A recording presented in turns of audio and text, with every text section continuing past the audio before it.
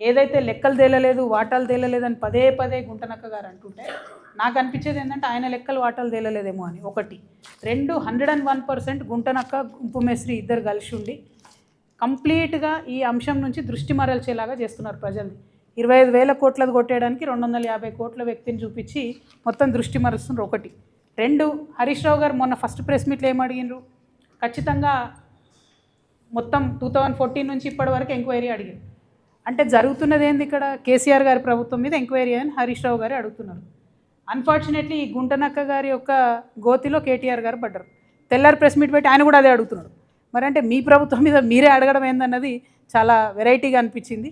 So దాన్నే నేను first నుంచి చెప్తున్నది, అదే పార్టీలో ఉంటూ ద్రోహం చేయడం కేసీఆర్ గారికి అన్నది గుంటనక్క గారికి వెన్నతో పెట్టిన విద్య.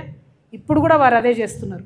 బీఆర్ఎస్ పార్టీ కార్యకర్తలు నేను రిక్వెస్ట్ చేస్తున్నాను, వారి విధానం చూడండి, వారు మాట్లాడే పద్ధతి చూడండి. టోటల్ 2014 నుంచి ఇప్పటి వరకు బీఆర్ఎస్ పార్టీలో ఉంటూనే డిమాండ్ చేస్తున్నారు ఎంక్వైరీ చేయాలని. మరి యాజ్ టీజ్గా తెల్లారి కేటీఆర్ గారు కూడా అదే అడిగారు. సో ఈ గుంటనక్కని గుడ్డిగా ఫాలో అయ్యి గుంతలో పడ్డారని నేను అనుకుంటున్నాను.